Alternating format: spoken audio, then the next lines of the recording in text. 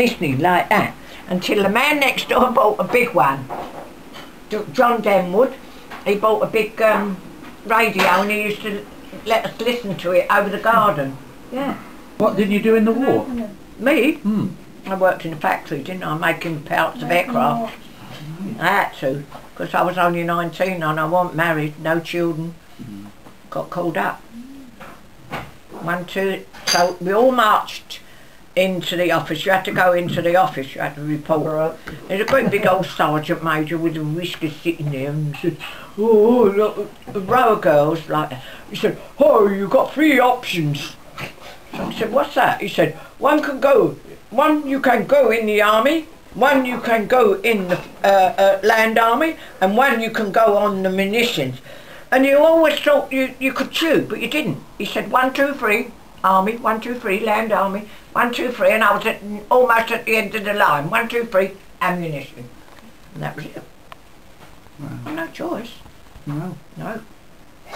And I tell you what I did. I used to work 8 in the morning till 8 at night for 2 weeks, every day. And then the next fortnight I used to do 8 at night till 8 in the morning. Never left, you couldn't leave the machine stop. Because you had to mind to do everything for the country. And we couldn't, you couldn't go down the shelter unless the planes, we had men on top of the roof, unless them planes was decked overhead, you weren't allowed to go down, you had to work through it. Wow. Oh yeah. It was hard work, wasn't it? It was.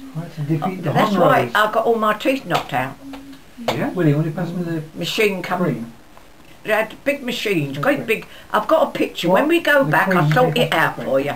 And I'm sitting at this big machine, and it's like you have sheets of metal, and you push the metal in, put your foot on the thing, and it comes down, boom, and it goes like parts of the aircraft. Yeah, yeah. And that, and goes down the chute at the back, and that, and like, and they had a guard in the front.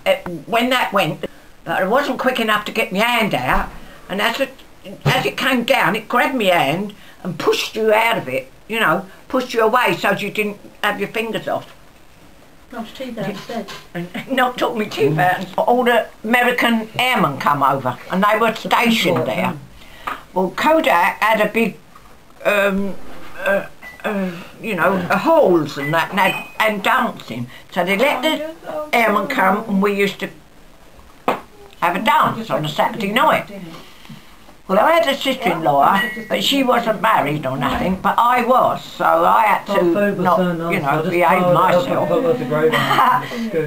One day, it was near enough, just after Christmas, and you know they have pantomimes, don't they? Well, my mother-in-law was that size, a huge woman.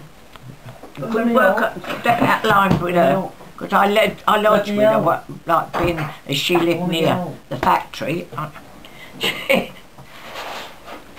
She went to the pantomime with her other daughter and the little boy. And the knock came at the door, and I opened the door, and there's a blooming jeep, a great big jeep there, all full of jeep, you know, with airmen in. American airmen, so 2 stand at the door, say, you know where they talk, say, Miss Sears live here? I said, yes, she do, that's my sister-in-law. So I said, Peggy, I said, there's some soldiers there, here's an airman out here for you, so she come out. They said, well, come on, get ready, we want to take you to the ball game. And she said, no, I can't go, because her mother would applaud her as she come along and saw her. No, I can't go. So he said, oh, don't worry, he said. And in them days, when you worked, I used to have a black trouser suit, you know, that was your work.